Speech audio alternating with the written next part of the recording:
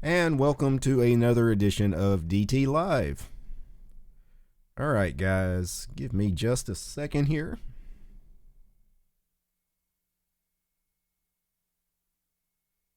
Alright. So, I know a lot of you guys are already in the chat for this somewhat impromptu live stream. This stream, I'm going to go ahead and tell you, almost didn't happen, even though I was kind of planning on it all day. I was like, you know what? I'm going to get here and do the stream. But recently, I moved everything on my desk. You can see I moved my mixer and, all my audio equipment, from on top of the desk over here to the shelf. Unplugged everything, replugged in everything, took apart the computer a little bit, added some RAM. I bumped that up to 64 gigs of RAM now instead of just 32. But anyway, when I got everything back together, the audio wasn't quite right. I was doing some sound checks and the audio has some weird buzz going on. So I was, what the heck's the problem? So I'm playing with the controls on all the equipment, playing with the cords. I'm assuming this weird feedback has something to do with one of the cords, maybe a connection that's not quite right. I'm not sure, but I played with that for almost 2 hours when I got home from work. I got home from work about 2 hours ago, and I planned on starting to stream as soon as I got home from work. But because I wasted so much time with that, I almost just said, screw it, we're not streaming tonight. But I was like, you know what? I think the audio is okay enough. We'll go ahead and stream. And then the camera was giving me issues. So I'm very frustrated right now. It was like, everything is just more work than it needs to be. I do have my Yingling, though. This is Yingling Black and Tan. A damn good beer for those of you that have never tried it. For those of you that are listening to the stream on earbuds especially, can you hear any kind of weird buzz feedback, in the audio that wasn't here previously? So, of course, I've got to wait 20 seconds because of the delay from me and YouTube to actually get a response from any of you guys. Steven says, sounds fine to me.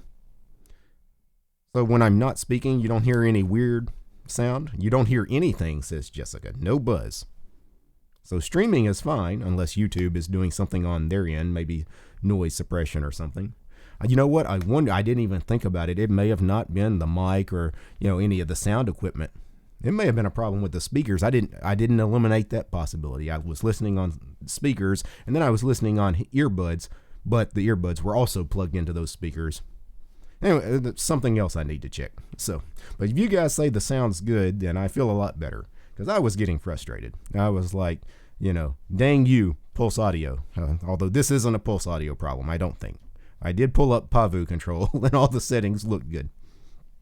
The audio's a bit out of sync. Is the camera. It was giving me problems. Like this camera, I'm previewing it now, and me and the sound is definitely not in sync. I could try to fix it. The problem is I'm not sure if I tried to fix it, if I could get the camera to come back up or not. But I tell you what, it wouldn't be one of these live streams if I didn't, mess it up in some way. So I'm actually going to try to fix this.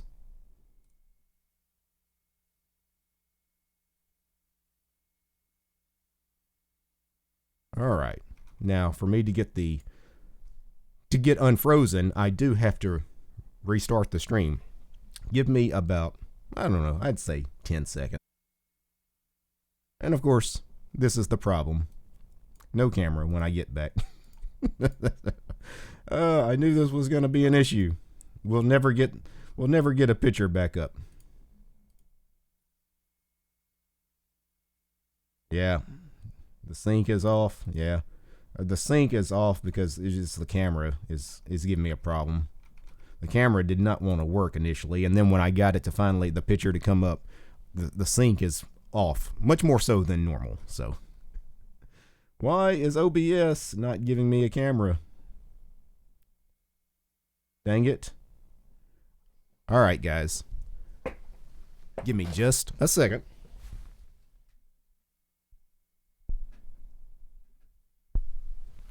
So I'm unplugging the capture card and then plugging it back in. Then if I go back into OBS, use the right capture device, do I have a picture that works? And I didn't have to kill the stream and restart it. I am a Linux god, right? Oh, wow. It's blurry? Are you kidding me? I'm not messing with the camera anymore. The person that says it's blurry, you're just going to have to deal with it. The image is super blurry. Is it really that blurry? Refresh the stream. It's not, my image is fine. You guys, it's because the, yeah, the stream is buffering. Yeah. Guys, refresh the stream. Yeah, it bumped down to 144p. Probably YouTube hated me for stopping and starting the stream again and doing all this craziness. Just refresh. Because it's back in 1080 if you refresh. Yeah, no camera lag. Yeah, and I didn't do anything other than unplugging the capture device, replugging it back in, you know. So you guys that were, the audio's out of sync, like, you know, I need to adjust some setting. It's not a setting that I could adjust. I knew the camera was acting up. It took me a solid 10 minutes to get the camera to even want to come on inside OBS before the stream. And it's just one of those days. By the way, there is the YouTube chat on screen. So, what is the plan for the day? Well, I planned on getting here from work and my audio working fine, the video working fine, and then maybe planning something to share with you guys. None of that worked. All I did was play with my mic and camera and everything just so I could get on YouTube, just so I could start streaming. I have no idea what I'm going to do today. But one thing I might share with you guys, something I've been considering, is window manager hopping again. And what I was thinking about moving to is a window manager called StumpWM. The Stump window manager, which is written in Lisp, might be written in eLisp, Emacs Lisp, or Common Lisp. I'm not sure which. I might have to Google it. But anyway, it's a very Emacsy kind of window manager, tiling window manager.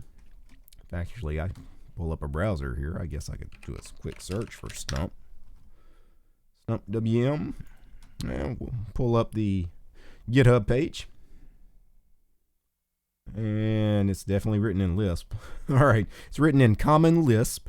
It attempts to be highly customizable while relying entirely on the keyboard for input. Being a tiling window manager, you would expect it to be keyboard driven. You will not find buttons, icons, title bars, of course. All right, so StumpWM is hackable. It's written in Lisp, multi-paradigm window manager, whatever that means. A superior window managing experience. We'll see. Anyway, you know what? If you guys want to check this out for the very first time, I'll check it out on camera. I actually did install it on my machine, but I haven't really done anything to it. I don't even know where the config file for it lives on the system. It's probably not a good idea for me to actually log out of Xmonad in this case and log into StumpWM, because I may not even be able to figure out how to launch OBS if I do that. But I did install Stump in one of my VMs just for purposes in case I wanted to take a look at it on a live stream. And it makes sense, actually, for tiling window managers, if you're going to take a look at them, to take a look at them in a VM if you also live in a tiling window manager. And the reason that is because the key bindings will conflict with the host machine. So I'm going to pull up this VM I have of Endeavor OS, and I think it's up to date. I think I updated it a couple of days ago. I installed StumpWM on it, but I really didn't do anything to it because I haven't done anything to Stump on my main machine. Why is that? Just that. Anyway, let's see what desktop environment, XFCE and Stump. Okay, let's make sure we launch into StumpWM. Again, I don't know anything about this. Nothing. Haven't played with it at all on my system or in this VM, although I've got it installed on my host machine and obviously in this VM. One thing it did say Control T was help. So if I do Control T, I get a little box for a cursor. It says Control T and then escape not bound. Okay, so what this is this is some Emacs-y kind of key binding. You guys, if you've ever used Emacs, you know that you do. Oftentimes the key bindings in Emacs are actually two commands. There's like Control X and then Control F to open your file manager, for example, or Control X and then Control S to save your file, etc. So this is Control T, and I think it was a question mark, which would be, of course, Shift and then the question mark symbol. And this is nice. It gives you a little help menu. I don't like it being in that corner, but I don't think I can move it. That's really, really small text, too.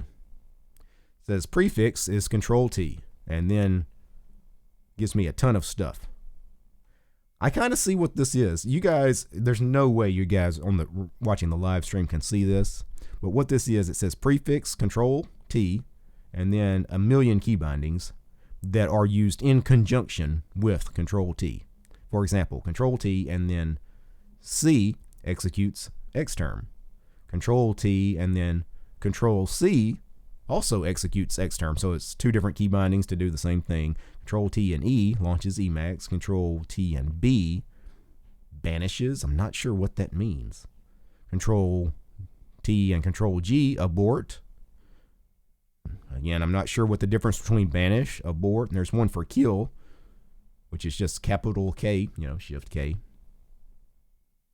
Can I escape and get out of this menu? No. Can I just hit Control T again? Would that do anything? No. Gives me the cursor back, but Control T and then C launches xterm. Well, that's kind of cool. So, I mean, we're in xterm, and it's expecting some of my typical key bindings here. I actually pulled down some of my dot files from my GitLab repo, but I didn't install some of what is expected to be on the system for these bash aliases. I do an htop. Let's see what StumpWM is using.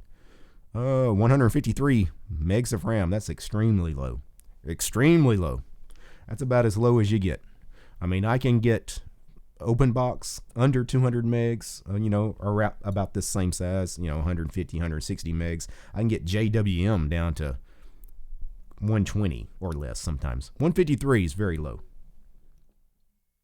Let me quit out of htop. What was the key binding to close? K, capital K. So Control T, then Shift K. All right. This is weird. This is really weird. Control T and then question mark gets me the help menu that I need. Control T and E gets me Emacs. So Control T and then E launches Emacs. That's really nice.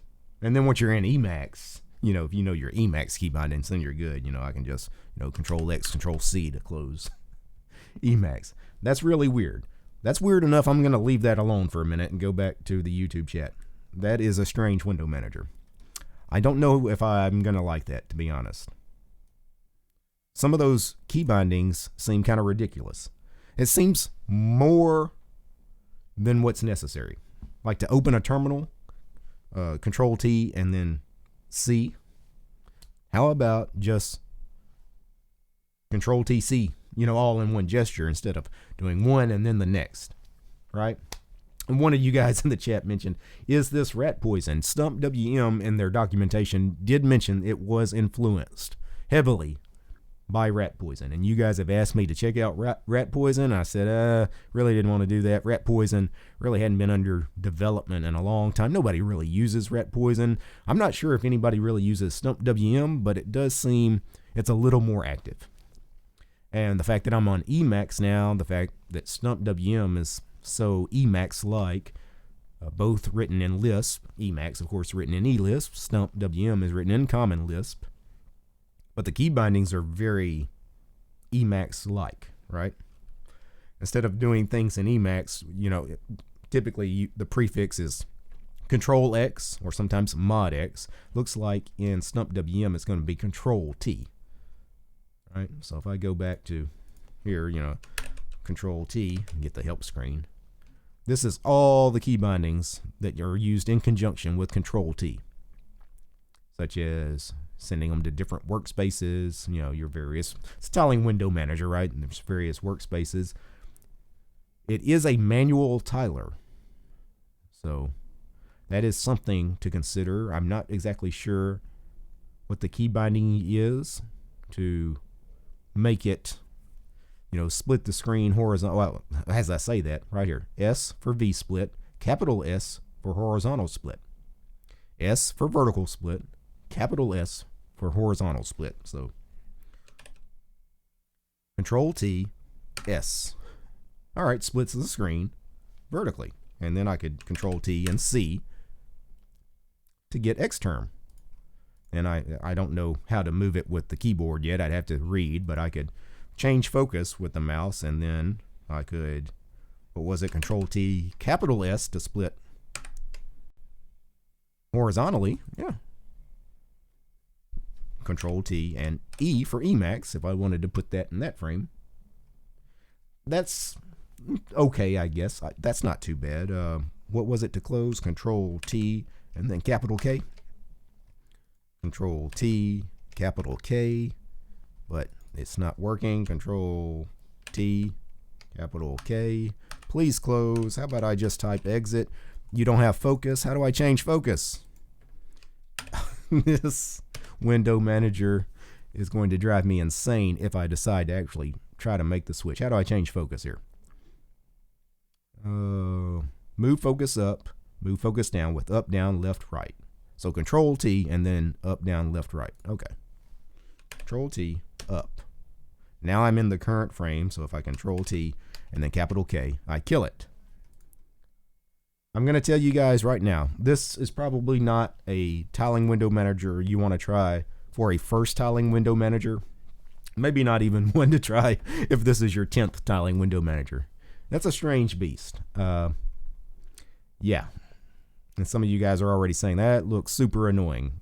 Absolutely. Honestly, it's going to be configurable, of course. I'd probably change a lot of the key bindings if it's possible. I don't know. It's strange. Not going to lie. That sucker is really strange. All right, I'm going to go back to the chat since I really haven't read too many of your comments. So let's see. Yeah, so yeah, Stump looks interesting. Yeah, it looks interesting, but I don't know. I'll play with it for a little bit. I did install it on my main machine, on the host machine. That was a VM there. I haven't configured it in any way. That was my first look at it. I wanted you guys to be a part of the first look because a lot of times you guys, with most of these tiling window managers I try, I've used them before. I have config files. Some of those tiling window managers I've used for a decade or more, right? So it's not really like a first kind of reaction, like, hey, how easy is this thing for somebody to jump into? And, somebody that's very used to tiling window managers, you guys get to see how not very easy it is for me to use StumpWM. So if it's not easy for me, it's kind of strange, right? It's a little weird. Yeah, I got a stump where my VM used to be. Yeah, be careful there. Yeah, I started using QEMU, for your virtual machines. I've used it in the past. I stick with VirtualBox because I know it and I've been using it forever. And VirtualBox has gotten so much better over the years as I've used it, It's gotten really, really good. Everything typically just works in VirtualBox. I'm sure, KVM and everything else, GNOME boxes you guys have asked me to try out, which is kind of strange. I don't use GNOME. Why would I install GNOME boxes? I know they're not necessarily, it's not tied to the desktop environment, but why would I want to use anything that the GNOME devs are behind? I kid GNOME devs. I love you guys. You guys are the best. All right. I can't see it at all. Way too small. There's not much I can do in that VM. There may be a way for me to zoom in the font, but man, I'd have to dig into some documentation on that. Again, that was a very quick first look. I'll get you guys a better video, I'm sure, in the coming days or weeks on StumpWM once I, decide to really start living in it.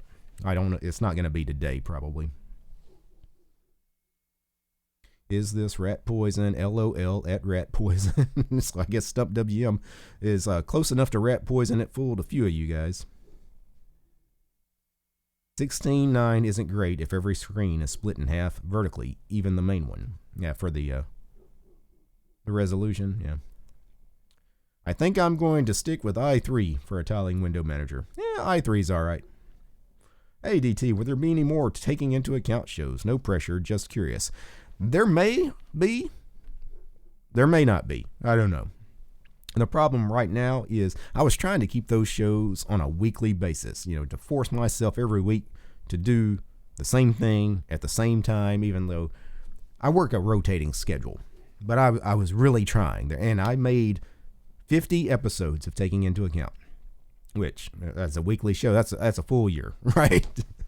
I was able to do that many, and I'm proud that I was able to do that, but it's hard.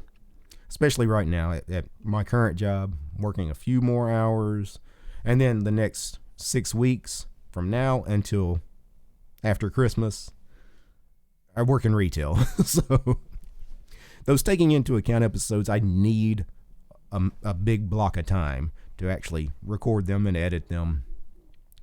When you guys see it, it's edited, and it's about a 30-minute show typically. Takes me, if everything goes good, 4 hours to do that. 4 hours. Maybe a little longer, maybe a little less, but really I need a block of at least 4 hours. And I can't commit to a certain day of the week anymore. Like I used to always. It's like I'm going to make it fit on Thursday. And I can't do it now.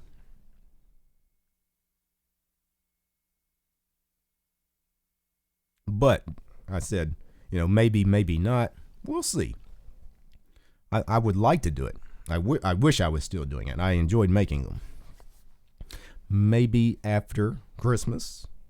We may just have to take, the rest of this year off from them. Or I may just start making them when I have the time, Here lately, some of you guys are like, hey, your output's been a little better here in the last month or so. You're putting out a video practically every day. Not every day, but almost every day, right? Yeah, but most of the stuff I'm putting out, is making a little shorter programs. Nothing, not trying to put out these grand videos that are, an hour in length that took me, from the time I woke up at 6 o'clock in the morning till late afternoon to edit, not doing anything quite that grandiose, right? So, which I've enjoyed doing that. I like changing up every now and then. I don't like doing the same thing all the time. So I like doing different video links too. Seeing if I can do a 5-minute video, right? Which is unusual for me, for example. Typically, if I'm going to press start recording, in OBS, I'm going to talk for a while. It's very rare I make a short video. So I've made a conscious effort here lately to try to make shorter videos, sub 10-minute videos, As a matter of fact, if you look at some of the videos I've made in the last 2 weeks, you'll notice many of them are like at the 9-minute mark because they start running into that 10-minute mark. That, I'm going to keep this one under 10 minutes. I'm going to make an effort. Some of it, what I do is just edit out some stuff to keep it under 10 minutes.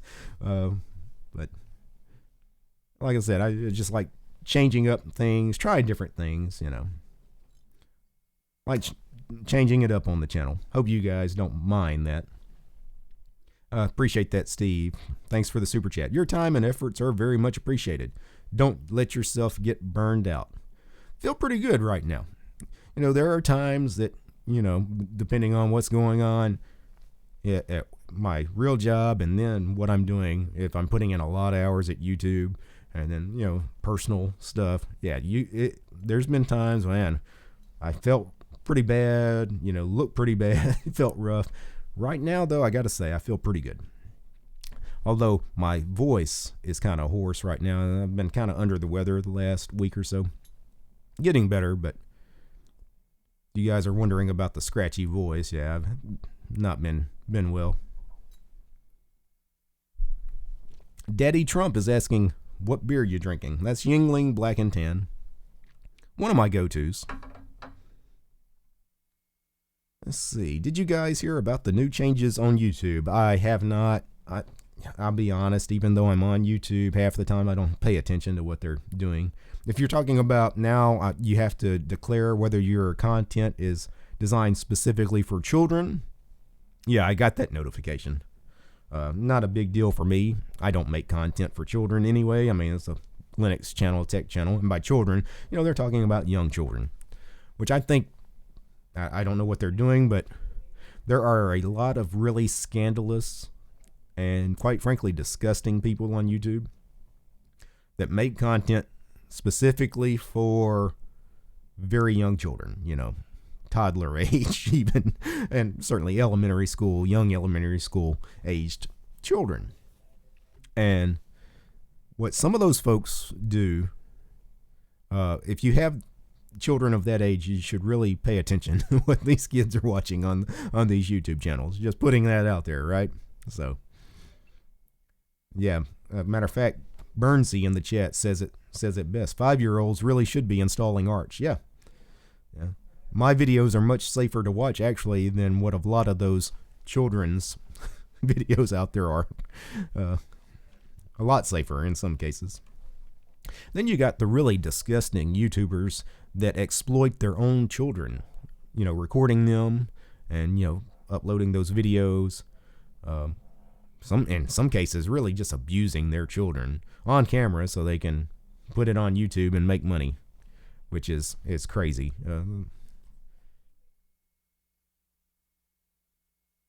There's some really disgusting things that YouTubers have done involving their kids. I'm just going to throw that out there. You guys can Google it. I'm not going to discuss it here. Yeah, so should I be worried? My audience demographics are middle-aged people and not intended for kids, but everyone, honestly.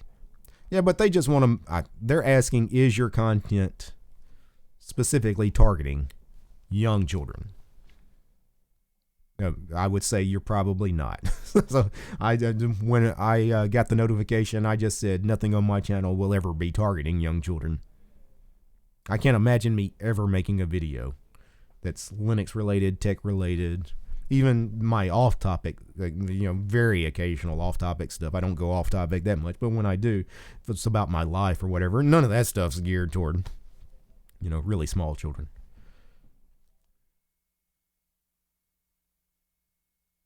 But if it is, they want to know who you are. And, probably somebody's going to review it. Maybe. I don't know. Like I said, I don't think that's a bad idea. Like I said, there's some really sick stuff out there on YouTube aimed for children. Yes, it is sad for potential new users. Not a good impression. What is sad for a potential new YouTuber? Or new Linux users. What is sad for potential new Linux users? I'm not sure. Must have missed that. Somebody was talking about Gentoo. Gentoo is great for the new user. Arch is better though. Come on, DT. You be the next Blues Clues. I can see it already. Yeah, I'm noob. Okay, that's great. I'm glad you shared that. I just realized the chat is not moving on the screen. I've been sitting here for a while. Why didn't you guys let me know the chat wasn't moving? This is the problem with these sorts of live streams. Give me just a second and I will see if I can fix that. I reload the page there. Well, that actually, yeah. All right. DT, are you doing a Linux from scratch series of videos soon? Negative. Really have no interest in doing Linux from scratch. And a series of videos. Would anybody really be that interested in Linux from scratch? I mean, how many of you guys in the chat have installed Linux from scratch or want to install Linux from scratch? Now, be honest now, right? Yeah, come on, let's see some hands. Yeah, Goth says, I'd love to. Bogdan says me. Yeah, okay. So 2 people. So that was my point. So Ready Dairy, writing from Qtile, inspired by your tiling window manager's project. Yeah, Qtile is great. Matter of fact, I was in Qtile earlier today. Logged into it just to refresh my memory of Qtile a little bit. It had been a while since I logged in. Still one of my favorite window managers.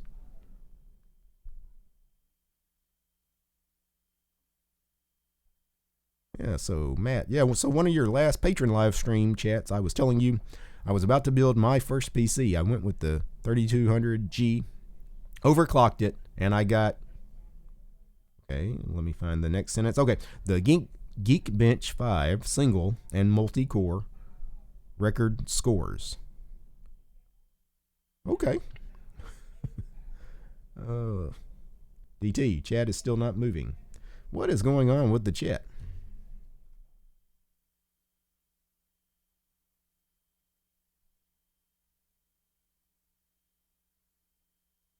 Why is the chat not moving? Of course, right now nobody's typing. Let's see if it moves now. It's not. Of course, being on a rolling release distro,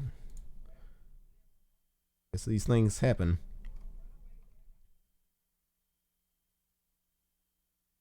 It's been stuck this whole time. Yeah, it's been stuck for a while, but even when I reload it, typically what I just did should fix the problem and it should scroll. This particular plugin in OBS is the OBS Linux browser plugin. I installed it using the AUR. It's one of the reasons I love Arch is because this plugin is in the Arch user repository, and it makes showing this YouTube chat on screen pretty easy. The problem is it does seem like occasionally updates happen that break this plugin, and it's clearly broken now. Oh wait, it's moving now. It only took about 5 refreshes to fix it. So we got that working. All right, let's go back to StumpWM just for a second. Since we started with this earlier, so this is StumpWM, tiling window manager written in Common Lisp and using Emacs like key bindings. Never used it until when I started the stream.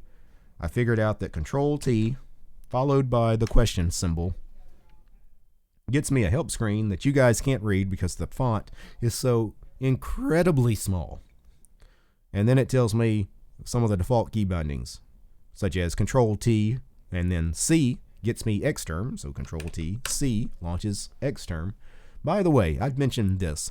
Anytime you install a new tiling window manager, that's not configured, you never used it before, always have Xterm installed on the system. And it's a good idea to always have dmenu installed on the system. Many tiling window managers, when their default configs, expect you to have Xterm installed. Typically, their default key binding to launch a terminal is looking for Xterm. Just have Xterm on your system. Even if you don't really use Xterm, have it installed just for this. I'm not going to use Xterm going forward, but I'm glad I have it. Dmenu, certain tiling window managers expect dmenu to be on your system for their default key bindings for a run launcher.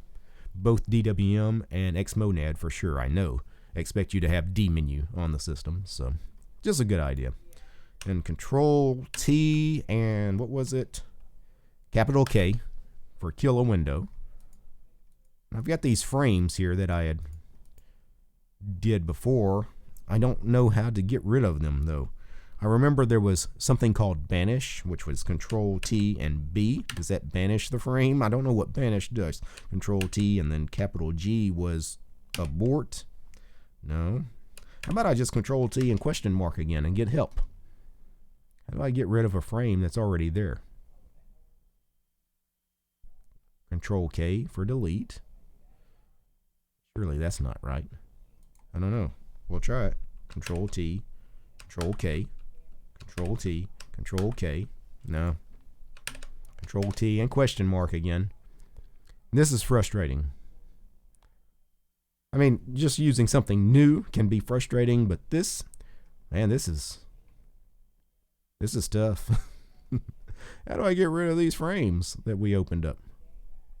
Capital R for remove. So Control T and then Shift R. There we go. Control T and then Shift R.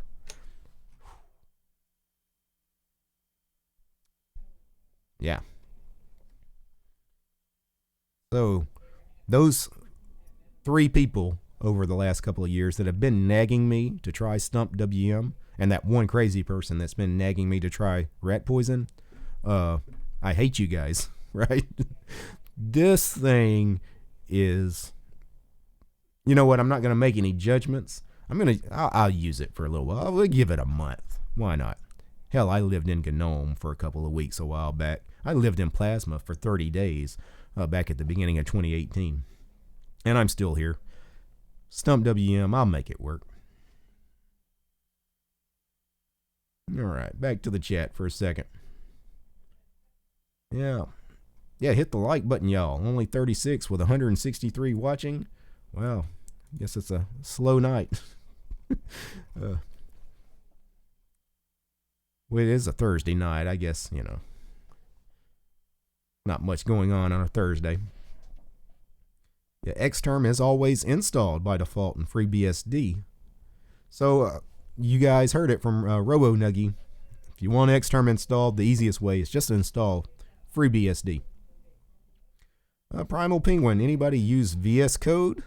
Negative. Emacs, sir, or Vim. Those are the only 2 respectable choices. I like Genie too. Gedit's not bad. Get that Electron trash out of here. VS Code. What? Next you're going to be talking about Atom. Primal Penguin says, DT, by the way, this one Linux YouTuber featured you on his video recently. Have you seen it? I don't know. I may have. I may not. Lots of YouTubers make reply videos to my videos. Sometimes I catch them. Sometimes I don't. If somebody makes a reply video on anything of mine, though, and if they actually want me to watch it, hopefully they just message me somewhere. Say, hey, man, made this video about you. Check it out. Otherwise, you know, you'll never find it, especially if it's a smaller YouTuber that doesn't have much of a following, unless YouTube just happens to recommend him in my feeds. You know, it's tough on YouTube. If you're a smaller YouTuber, it's hard to get noticed. One of the best ways to get noticed, especially if, like I said, you're just getting started, don't have a following, yeah, make a response video to somebody that's a bigger channel. Let them know about it. Hey, they might mention it to their viewers. They're a much larger audience. Send you some of their viewers your way. All right. I think if you get some gray hair, if you use that too much, Plasma or StumpWM, I'm pretty sure I don't know because I never let my hair grow out. I'm sure I've got plenty of gray if I actually let it grow out. Yeah, there's an oxymoron, Atom. Yeah. And of course, the Sublime guys are going to show up. Sublime is great. Shame it's not free. Yeah. It's proprietary garbage. I know you guys get mad every time I say that about Sublime and Chrome and Windows and... Yeah, DT was featured on America's Most Wanted. Oh, that's cool. DT, you found mine once. Yeah. Not exactly sure how I came across yours. I remember just coming across it though and thinking it was interesting that, hey, here's a video, my name in the title, by a guy I didn't recognize the name. And the video, when I found it, was 3 days old and it had no views. And I don't even know if your channel had any subscribers. I was like, oh, this dude, he's brand new on YouTube. Let me mention it. I think I made a post on my community tab. Hey guys, go check this guy out. Hopefully you got some views out of it, and hopefully some folks subscribed. Said it's very tough in the beginning on YouTube. It really takes, 2-3 months of making a lot of content consistently before YouTube really starts rewarding you in the algorithms to where when people search for things, your videos come up. They typically, when people search for stuff, the videos YouTube recommends are those people that have been making content consistently for a while, which makes sense. But like I said, it makes it tough in the beginning. Yeah, so if somebody dies in a living room, is it still a living room? You do have a point. OpenBox is nice, light, yet functional. OpenBox is fantastic. That was from Leviticus there. Yeah, Goth. I was about to read something and then the chat moved on me. I love your stance on free software. Appreciate that. My stance on free software is it's the best, right? Why use proprietary software in those cases where you don't have to? Obviously, sometimes you have to use proprietary software. I can tell you right now, the firmware on all my machines, proprietary, right? I'm not running, some Libre booted ThinkPads or anything like that, as much as I'd like to. Let's see. DT invites everyone to troll him with a response video. Hey, troll me, guys. All you guys with a channel. That's your homework assignment for this evening, I expect. Matter of fact, we'll have a troll DT competition. And I'll feature all of you on video, but of course I'm going to award one of you guys a winner. Whoever trolls DT the best. Yeah, Sublime is terrible. No, it's not terrible. I mean, I've installed distros that had Sublime installed, so I've opened it up. I've looked at it. Sublime's not terrible. It's just proprietary.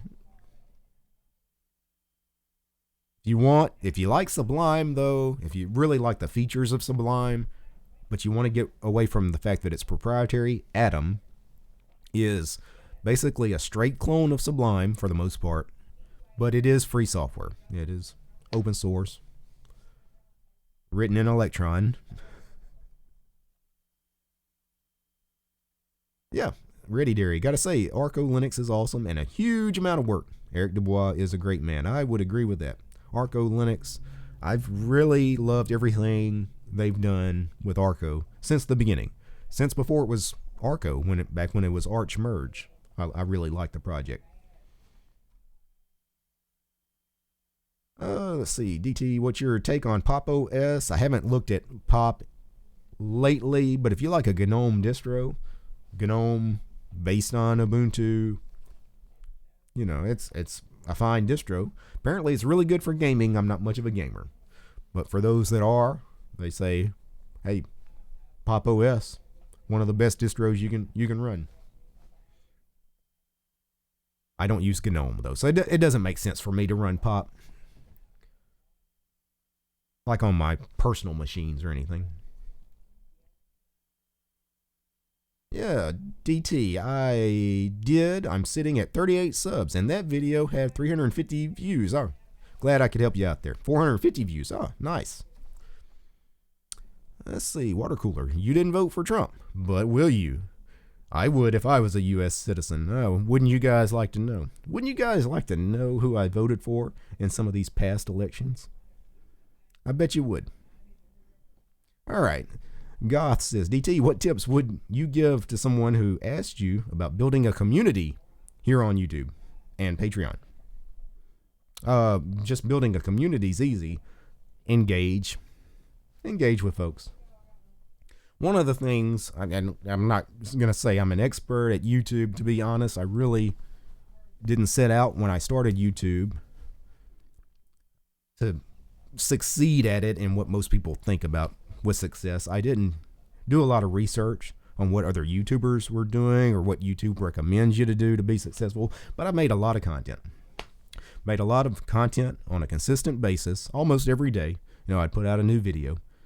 It takes a while before anybody actually watches your video. It takes a while for YouTube to start recommending your videos to people. But once it happens, you start getting a lot more views. People will start commenting on your videos. Comment back to those folks, right? Engage them a little bit. And if you want to engage them even further, let them know where you are on social media if you hang out on stuff like that. Kind of like I push people to follow me over on Mastodon. You'll find me over on Mastodon, guys. Look for DistroTube over on mastodon.technology. My preferred social network. It's also a good idea to follow me over there because sometimes the notification system on YouTube is broken. You don't even know I posted a video, but if you're following me on Mastodon, now I always post over there. As soon as I upload a video, I post it there.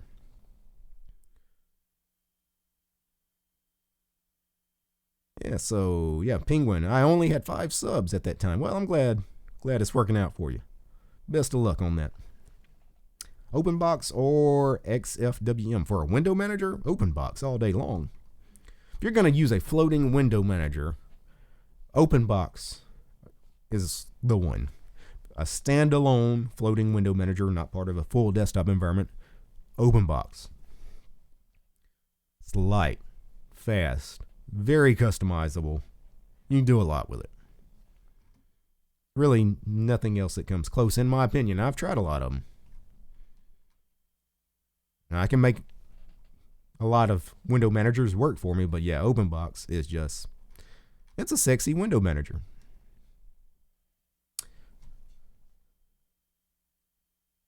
Yeah, DT, you voted for Gary Johnson in 2016 and 2012. Who the hell is Gary Johnson?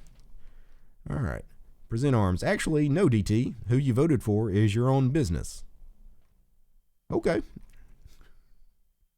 Derek, you need a Telegram group. Is Telegram a free and open source software? I know a couple of years ago, last I checked, it was proprietary, although I think they had plans to eventually make it open sourced. Again, take this stance as far as I like to use free software where possible. So if you guys want to hang out with me on some kind of social thing, when there's free alternatives, I'm always going to choose them. There's no reason for me to be on Telegram if there's other places to hang out. So if you actually want to chat with me, obviously Mastodon is not a chat. Mastodon's more of your typical social network. It would be kind of a replacement for Twitter especially, but even Facebook. Give me just a second, guys. But probably the best thing, I don't know if I can, I'm having some issues here, guys.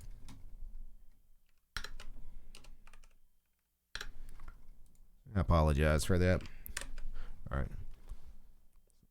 My keyboard wasn't wanting to work. It was because I'm running a tiling window manager. This is my host machine, and then I was running a tiling window manager in the virtual machine, and it was my key bindings that I was hitting on the keyboard were happening in the VM instead of on the host machine like I wanted. But anyway, so a Telegram alternative, hit me up on IRC. I don't hang out there all the time here lately. I'll be honest, I haven't been there in a while. But I mean, if you wanted to, I mean, you could find me. If I actually launched ERC here, which is Emacs's own IRC client here. I'm not sure if it's going to ask me for a password or not. I'm not even sure if it would show it on screen if I typed it. I don't think it will. No, it wouldn't have. Anyway, waiting for this to log in. But yeah, if you're not on IRC, find me at hashtag DistroTube on the Freenode network. The channel name is DistroTube. The network is the Freenode network.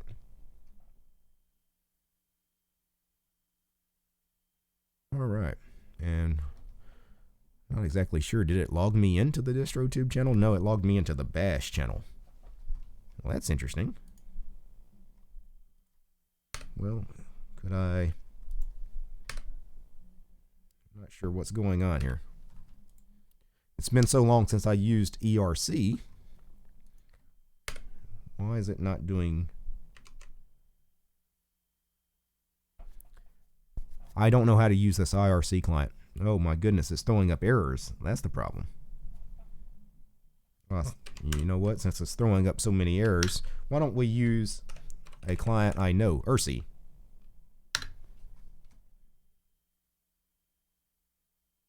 So I'll just load up ERC here. Yeah, DT with the tasteful mysteriousness over his political philosophy. I like it. Yeah, but you know, why worry about my political philosophy?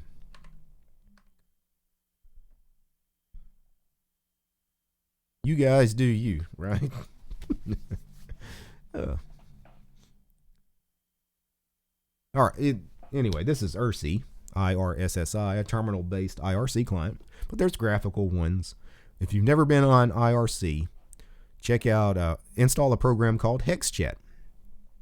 HexChat is a GTK application, so it works great, and you know, GNOME and XFCE and Mate, pretty much anything. If you happen to be running KDE, Conversation with a K, install that. They may already be pre-installed on some of your distros. Conversation with a K is great for a graphical IRC chat client. Anyway, we got 74 people hanging out in the DistroTube channel. So let's see if I can zoom in here so you guys can kind of see the chat. I guess I could say hello to the folks that are there. And what should we tell them? How about smile? You are on camera. And watch, one of them's going to say a dirty word probably after I tell them that. Yeah, Square himself says, check out IRC and for IRC and Emacs. So another Emacs IRC client. Yeah. I don't know what was going on with ERC. It was weird. I don't know why it threw up all those errors. Maybe I need to update it. Or could have been a bad update with Emacs or something in Arch. I did update the system a couple of days ago.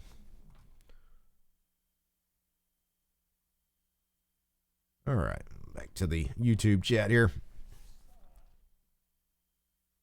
DT, who's the random voice we hear in the background of your videos sometimes?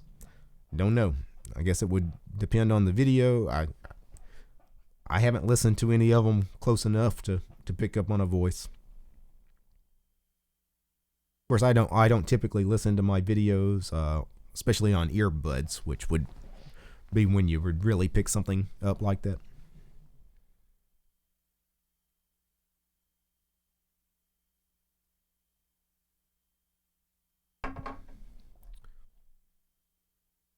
Why would install Linux from scratch when you have Arch? Well, people do Linux from scratch because it's an educational experience, you know. As far as, you know, installing Linux to run, yeah, Arch. Linux from scratch, you can't live in it. That's not what it's for. That random voice is Luke Smith. Yeah, Luke. Yeah, he's staying here. Yeah, he's in the guest bedroom.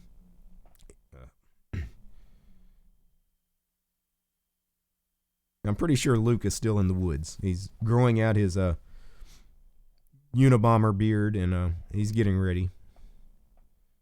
He's gonna shock the world.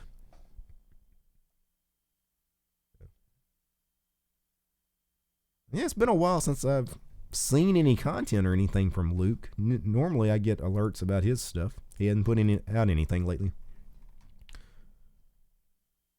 But, you know, he's moved on to something else. You know, he's out in the woods enjoying life. I kind of envy him in a lot of ways. I wish I could just move out in the middle of nowhere and, you know, farm and hunt and just do outdoorsy stuff. Yeah, Luke has gone full bugman. He released a video on the Stallman thing. Yeah, of course he did. Right. Hi, Joe Panico. How you doing, sir? Yeah, Luke Smith is creating a cannabis village with Smurfs. Luke doesn't strike me as a smoker, so.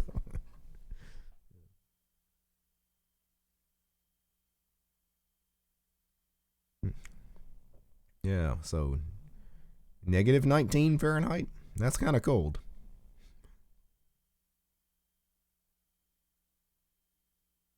Back to IRC here in the IRC. Yeah, WeChat. I forgot about WeChat for those of you that want terminal IRC clients.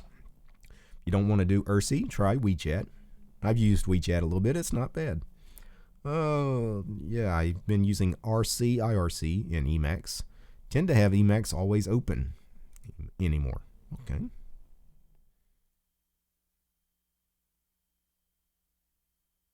Yeah, WeChat with 2 E's. WEE chat. All one word.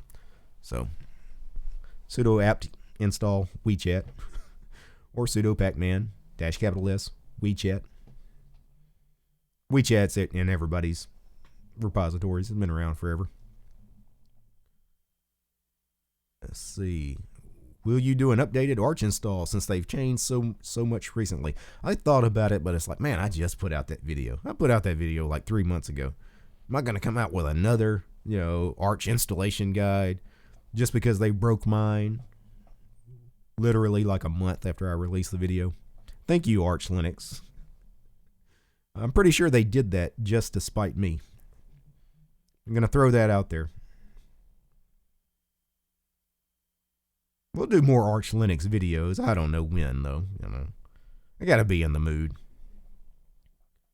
Plus, like I said, we just did one. Let's give it some space, right? Because some things have changed, but not that much have changed. People can still watch my video, and the stuff that doesn't work, people are leaving comments in the video too. They're saying, hey guys, Nano's not here anymore. Here's how you get it. When you reboot and you get the grub prompt, hey, you didn't install the kernel. Install the kernel. Here's how you do it. Right? Like, people are leaving those comments. So people can still get through an Arch install by watching that video if they read a few of the comments. Because I'm still getting people messaging me every day. Hey man, love the video. Got Arch installed. So I know people are watching it and actually getting through the installation. Now and I kind of geared that video for the brand new user that, that is a problem because, I say, hey, sudo nano and then this file. And then they sudo nano that file. Command nano not found. And then they're like, what does that mean? People are actually asking that in the comments. So that's how new these people are. What does that mean? Command nano not found. Well, to you and me, we all know, of course, it means nano's not installed, right? Install it. But there are some people that just don't even understand what any of that means. They're like, hey man, your guide's broke. No, just install nano. You'll be all right.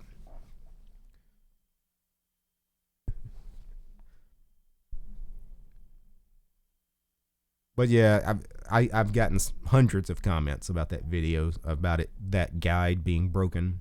So a lot of people seriously are confused once they get to certain steps in that guide, mainly because things like nano and the kernel and various other things, they remove man pages from the base install. Like, why?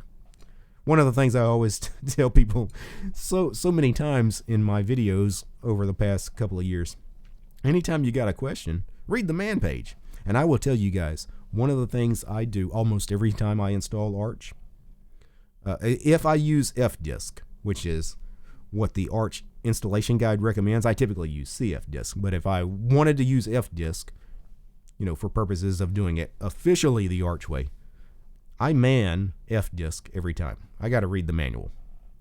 I can't do that now. If I do run man fdisk, well, they didn't install the man pages. Like, seriously?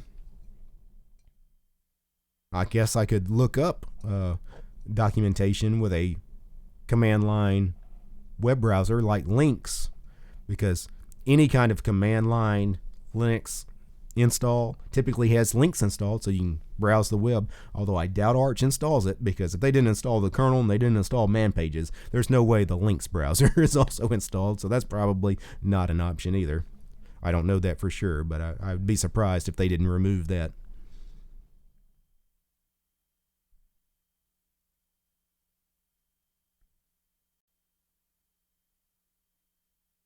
Yeah, so Marson. DT, too bad you didn't tell on your Discord channel you're going to stream. I missed it. Barely joined. You know what? I am almost never on Discord. I have a Discord channel, much like I was telling folks about Telegram. I don't have Telegram because it's not really free and open source software, so I've never joined Telegram. Don't know anything about Telegram. I do use Discord, which is also not free and open source software, but I use it because occasionally I do live gaming streams, and Discord is kind of what you need for that, because it does the live voice chat where you guys can join me in a voice chat and I can stream it. So I do have a Discord channel. I almost never go there. I log into that thing maybe 4 times a year, and every time I log in, I'm doing a gaming live stream. I'm not hanging out in that chat. So I do have the channel. I'm just going to tell you, though, don't expect me to be in that Discord chat very often, like ever. Again, if you want to find me in a chat, IRC. So do IRC chat. I have a channel there. It's called DistroTube. It's on the freenode network. And I do hang out there. Not as often as I'd like, but you're much more likely to find me on IRC than anything else if you want to actually just do a chat. Now, if you don't mind just doing traditional social media kind of stuff, Mastodon is by far the best way to get in touch with me. If you happen to be one of my patrons, Patreon is a great way to get in touch with me. If you message me on Patreon, I'm always going to get it and I'm always going to respond.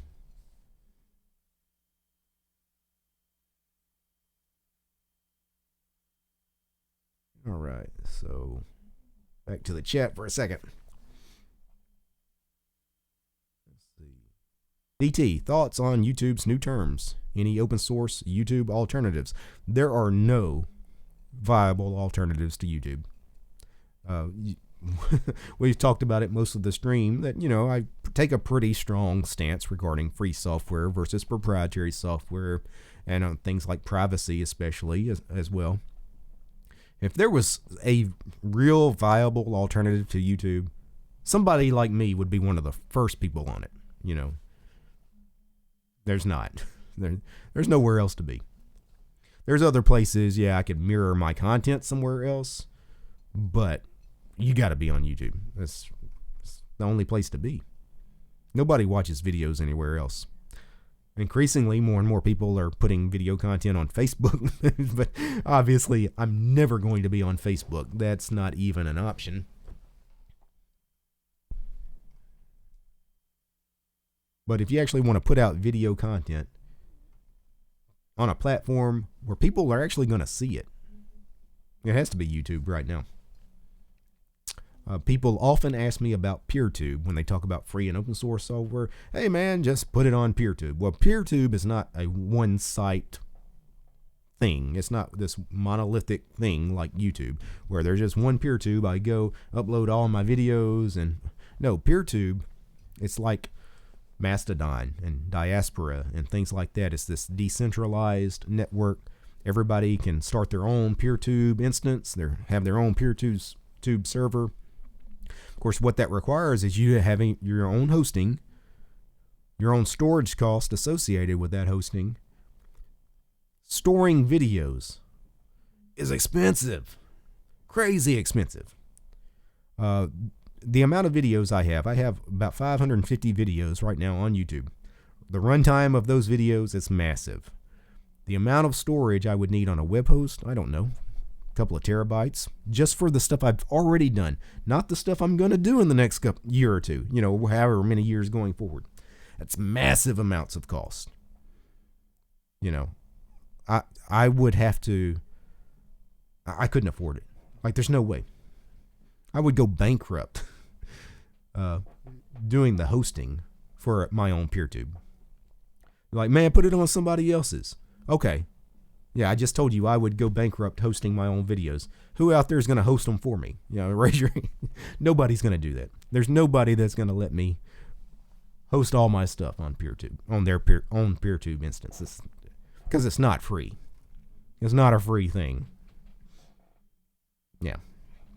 So that PeerTube is a great idea. Like, the idea behind it is really neat, and I wish I could do it. But the fact of the matter is, somebody has to pay for that storage, right? Somebody has to pay for it. It's not free. It just doesn't come out of thin air. So, well, obviously with YouTube, it's free storage, right? Of course, YouTube is making money off of you too, because they're serving your videos, which are also serving YouTube's ads. So YouTube's profiting off of me.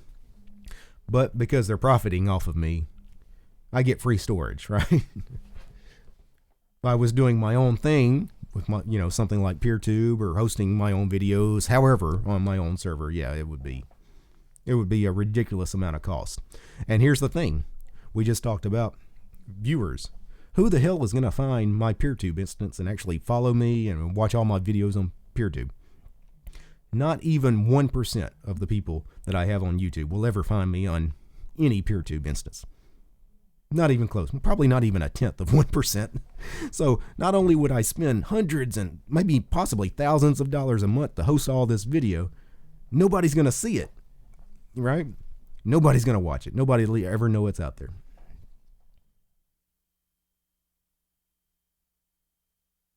But I love the idea behind PeerTube. Maybe as it matures, I don't know. The storage thing is always going to be the thing that just makes that not a possibility.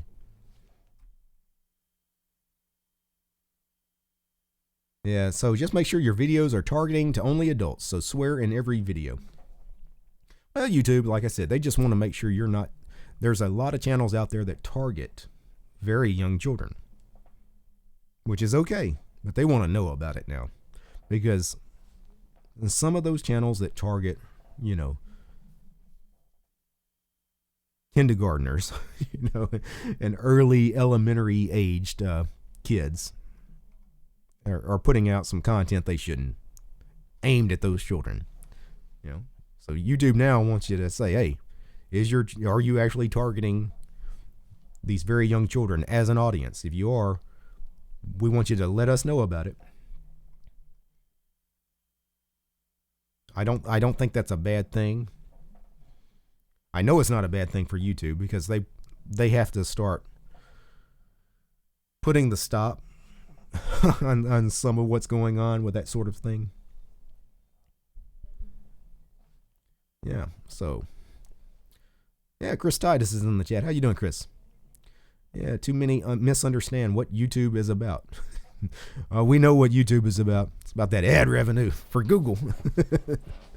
The data mining aspect of it is also a big thing for Google. Yeah, I only use StumpWM for DT and animal channels. Very nice. Yeah, I've still yet read the changes to see how it affects my lock picking channel.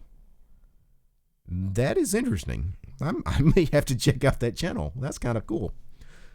Beginner lock picking diaries is the username. Okay. Huh. Yeah, I'd rather the kids be protected and lose money. Well, whether we agree with it or not, I understand from a business point. You know, YouTube has to do what's in their best interest to make money. You know, we're kind of powerless to do anything about the decisions that YouTube makes. YouTube is beholden, of course, to their advertisers, especially the people the corporations that spend millions, hundreds of millions, in some cases, dollars in advertising on the platform. Right? They listen to those people.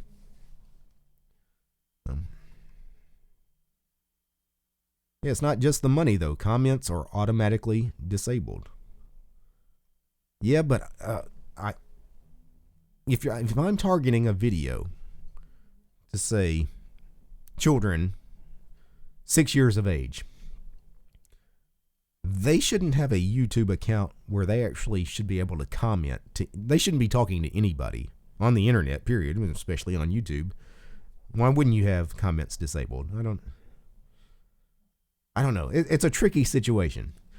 To be honest, I don't think anybody should be targeting kids like that. I'm just gonna throw that out there. It's just weird. When I see those kinds of channels, I just wonder, man, the people behind those channels, what are they doing? Especially the ones, again, that exploit their own children sometimes on camera.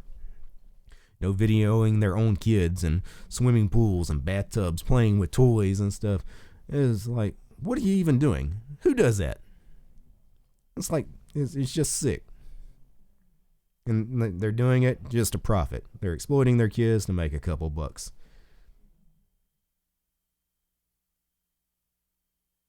Yeah, why even allow user-generated children's content, though? Yeah, exactly. Or, you know, have a separate YouTube for it, right? If YouTube wants to, do it on a completely other site that's separate from, no child needs to be on YouTube. I see the stuff on YouTube every day. No child needs to be on YouTube. So, I appreciate the super chats. Yeah, thank you there. Water cooler. Appreciate it. Yeah, I even like the animated GIF. I don't know what that's supposed to be, but he looks like he's having a good time. Okay. Yeah, Connecta. I liked when Stallman had his leg over a chair, just rubbing his nuts off the chair. Yes, that's why I put that. I'm glad somebody finally caught that. So when I put that particular clip in the Linus Torvalds and Richard Stallman montage I did, of course, people thought, hey, man, why are you putting this about him yelling at some animal rights activist freak? Because a lot of people are like, Stallman was right to take offense to that crazy lady out in the audience. I didn't put that in there because of anything he was saying about animal rights. I put that because this dude was speaking. He was at a podium. He took off his shoe and put his dirty sock on a chair. Yeah, between both legs. He had his nuts on the chair, on the back of the chair, and he had his nasty foot, sitting in the chair. I was like, who does that? Who does that in public? Anywhere. Much less he's on stage. Everybody's looking at him when he does it. Yeah, so morality 124. Yep, the issue is the age range. Yeah, 0 to 13. Right. Because you really shouldn't be on any kind of social media unless you're 13 or older. 13 is even young, but legally, right, is what YouTube is trying to target. Anybody under the age of 13, if your content's geared for them, we need to know about it.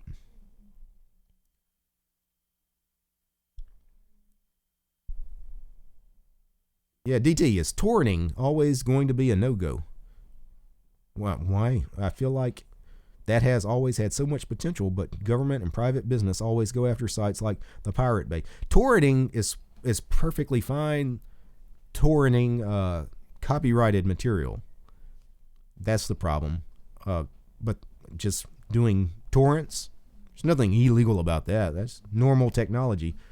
Most of us in the Linux community use it all the time. It's how most of us download our Linux ISOs when we distro hop. Nothing wrong with torrenting. Just a lot of people do it for illegal reasons. But that's not a problem with the technology. That's just, a problem with people. Yeah, DT, there is a YouTube Kids. LOL. Okay, well, I stand corrected then. Yeah, so thank you for the super chat. So Chris, it's like, look, emojis. Yeah, what do we got? A guy doing a handstand, or maybe he's doing a cartwheel. Dude riding a bike. What is that guy? A golfer? And then I don't know what the lady is doing. She's just throwing her hands up. I don't know. And then, of course, the standard happy face. I got to get better as far as emojis. My emoji game is not what it should be. You guys probably know the names and the symbols for all these emojis. I got to like hover over them. I was like, how did he write that? Bicyclist. It's how you do the bicycle one. Okay, I'll remember that one next time. Yeah, appreciate the super chat there, Bob. Thank you, sir. Yeah, so, well, no, children's content is a great thing, but it should not be up to content creators to say kids can't watch the content. It should just be explicitly opt in, not opt out. Yeah. No, it's tricky. It's tricky for YouTube because legally they could get into a lot of hot water, and plus because they're dealing with so many billions and billions of dollars in advertising money. If they tick off their advertisers and the advertisers, start dropping them, they have a lot of skin in that game, right?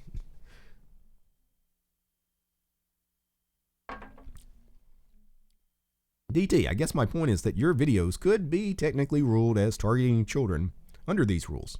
Your video could be used as educational material in schools. I guess so. I don't know. I mean, people can watch any video in school, but that doesn't mean it was targeted to school-age kids, right? Obviously, my video is not meant... Like, these people are making videos specifically for this group of very young children. No one over the age of 8 is going to watch any of this stuff that, these YouTube kids channels are putting out. It's a little different. But I see your point. You're like, well, technically any video could be targeting kid. Well, not really. Yeah, Telcerus, the Pirate Bay was great when I was like 14. Yeah, and the Pirate Bay, you don't hear people talk about that. I guess it still exists, but I actually don't even know where people go these days for their torrenting. I'm kind of out of the loop on that. Imagine a lot of that stuff now happens on some of the, dark web, maybe something on the Tor network these days, or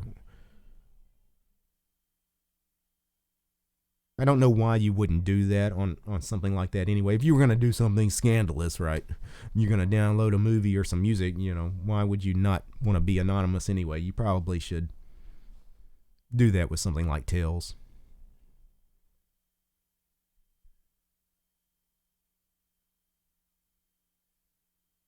All right.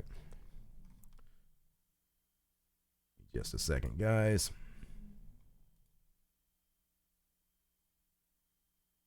Go back to the IRC chat for a second. These guys are actually chatty. Yeah, I switched over my Raspberry Pi home server to FreeBSD. Wow. So, Derek, going to be trying FreeBSD? Probably not. I would love to, I could try it, but trying FreeBSD, if I was going to try, I could try it in a VM, but actually installing FreeBSD and doing this, no. There's a reason you don't see, people doing BSD and doing, gaming live streams and podcasting and, things like that. It's just not as mature as Linux, unfortunately. Yeah, so what is good on FreeBSD? And then somebody says ZFS is all that people say about it. Well, ZFS is good, but we have that on Linux as well.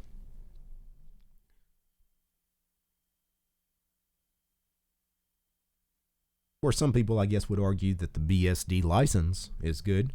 There are some people that actually prefer the BSD license over the GPL. Because the BSD license is very permissive.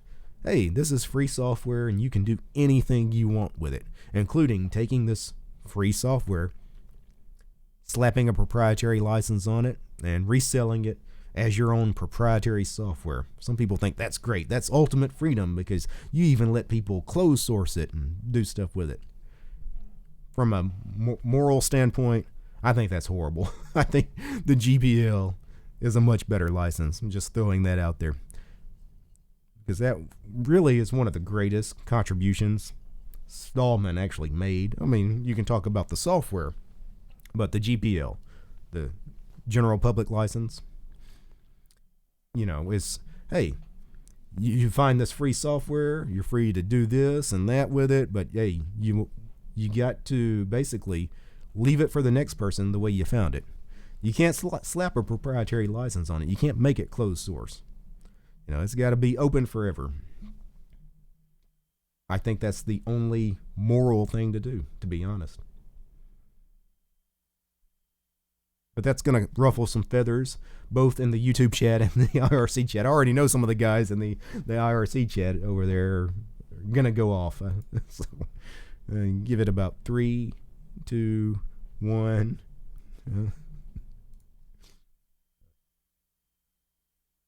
Yeah, we'll have a debate one day. We'll do a special debate one day on free licenses. You guys can take part. We'll just open it up to everybody. We'll talk about the GPL and the MIT license, the BSD license, the Apache license, and some of the pros and cons of each. Okay, so yeah, kids in school are more likely to be using a Mac instead of a Chromebook, you think? These days? I don't know. Chromebooks are pretty popular in school. It depends on what age, too. Now, if you're talking about university-age kids, I mean, adults at that point, yeah, MacBooks all day, But younger kids, yeah, you see Chromebooks a lot more. Actually, increasingly, you're seeing just tablets,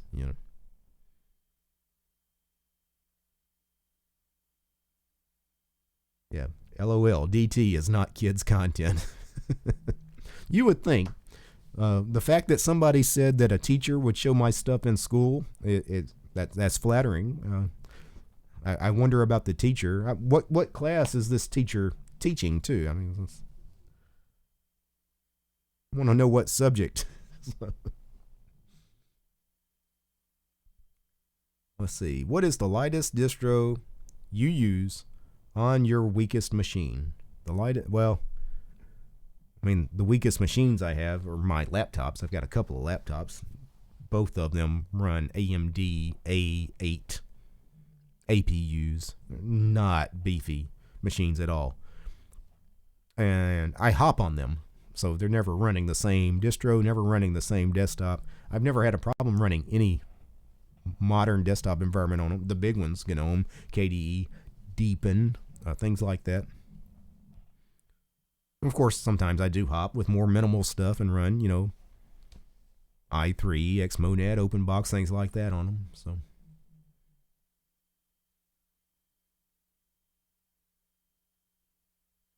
yeah, so morality. Oh, I totally agree, DT. What was that? Oh, I missed some of the chat. It skipped on me. You look like you had a good point to make there before I lost you.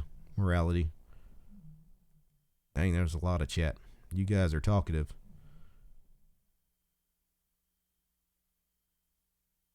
You know what? I have no idea what place. Okay. Had to scroll way back in the chat to find you. I think the issue is the rules are way too vague. Are you talking about the licensing or the YouTube stuff? Anyway, I better skip a bunch of this chat or we'll never catch up.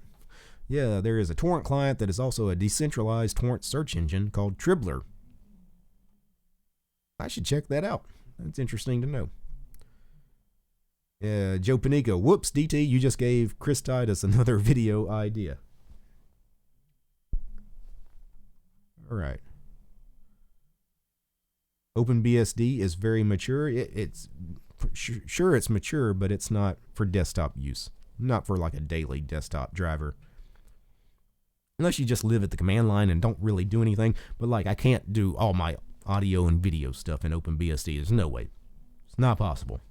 Can't run this YouTube channel in OpenBSD. As much as I'd love to, because I think what they do is great work.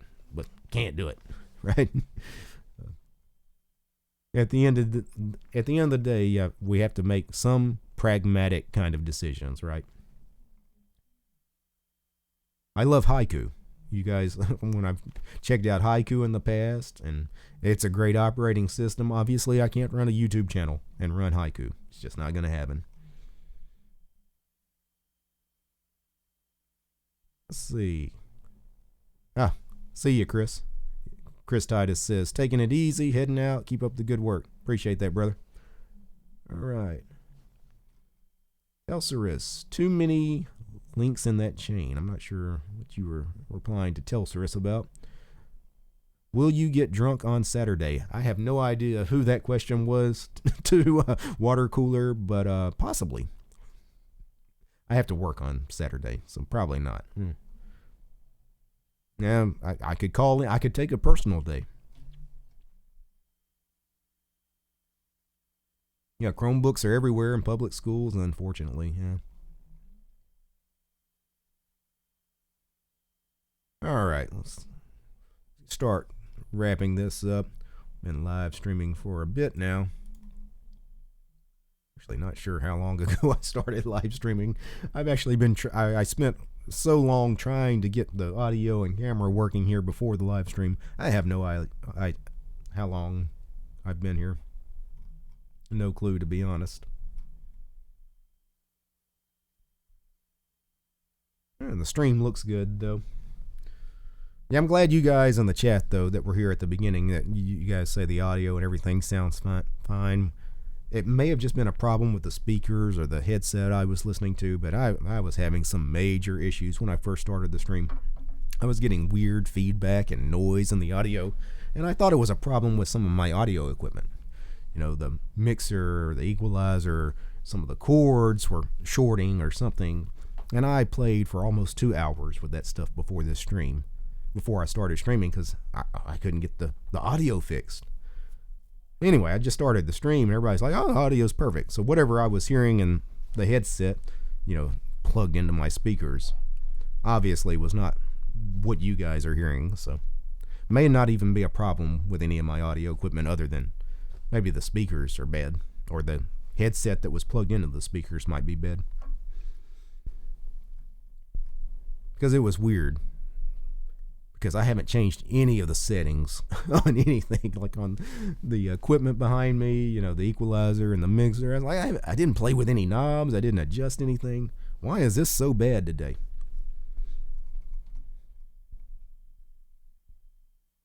It can be frustrating. Matter of fact, it's one of the reasons I always tell you guys, I like doing these live streams, but I don't do them that often. It seems like I always run into problems. Anytime I decide, today I'm going to do a live stream, they never go right.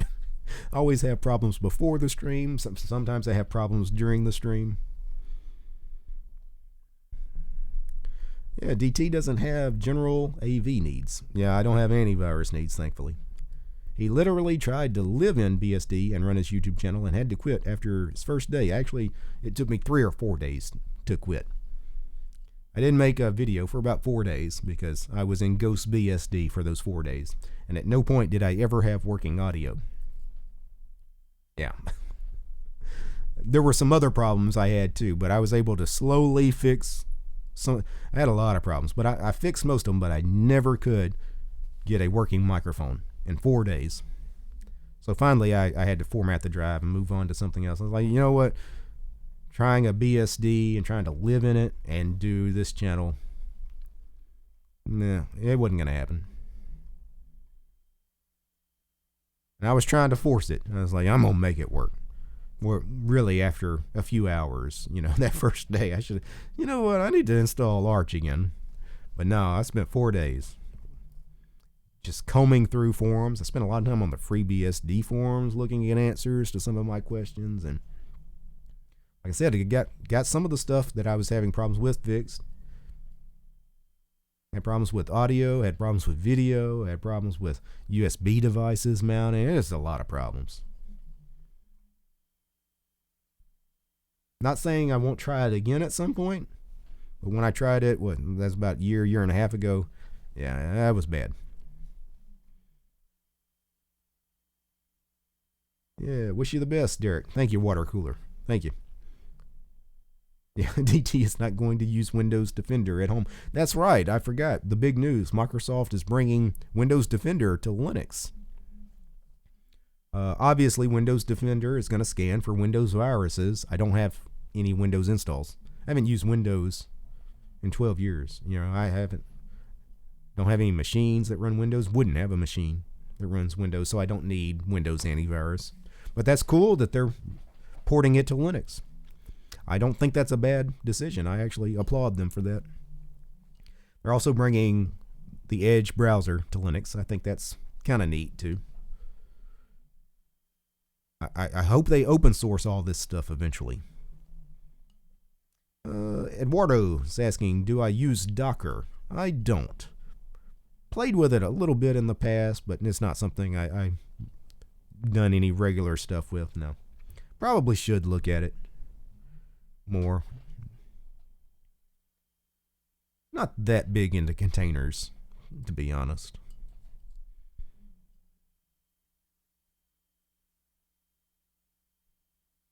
As a typical, I wouldn't say typical, but as just a Linux desktop user, yeah, I don't have the need for that kind of stuff. Yeah, so Peter says Microsoft doesn't bring anything to Linux which could threaten their monopoly. Yeah, you're right. It's not like the Edge browser is such a popular browser. It's kind of a joke. Even to Microsoft, they know their browser is a joke. Since it's such a joke, why don't we give it to the Linux guys, right?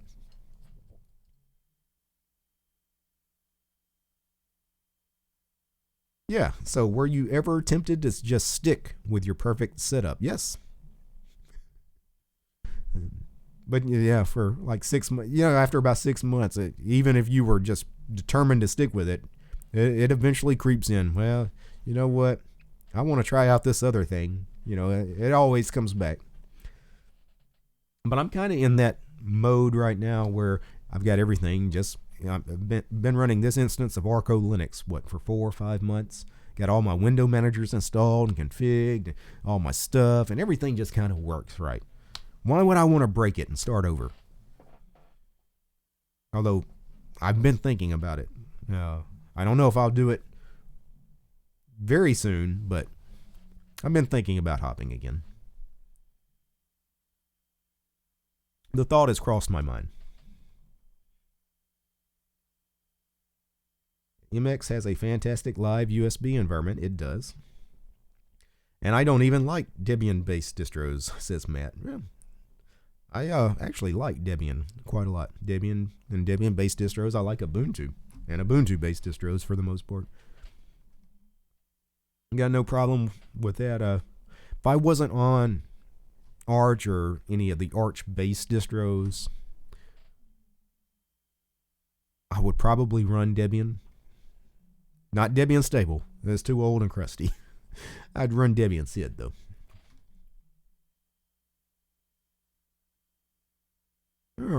All right, guys. Well, let me go ahead and shut it down for the day. I'm going to go ahead and get out of here. I appreciate you guys hanging out with me. Yeah, I agree, but it seems the BSDs would ask for more upstream code, yeah. Keep it techie. How you doing, Josh? Hey, DT, hope all is well with you. Thank you, sir. Yeah, I caught your last video the other day, Josh. Good stuff. You guys that are not subscribed to Keep It Techie, make sure you check out Keep It Techie. If you actually look at my subscriptions in my channels tab, you'll find his channel and about 100 other Linuxy YouTube channels in there that I follow. Yep, good night, DT. Good night, Derek. Thank you, guys. Appreciate all you guys hanging out. Thank you, Joe Panico. Good to see you, sir. St. Raphael. All right, guys. Well, let me go ahead and get out of here, of course. Before I go, let me thank these folks. These people right here. The show was made possible by Alex, Ansem, Chris, Daniel, David, DJ, Donnie, Dylan, George, Haplo, Nate, Corbinian, Lambda, Liam, Mitchell, Natek, Rob, Robert, Sean, Willie. These guys, the producers of the show. Great guys. Also want to thank all those other names you see on the screen. List is too long, or I'd shout out every one of them, but sincere thank you to each and every one of you guys. you'd like to support the channel. You'll find me at DistroTube over on Patreon. All right, guys. Peace.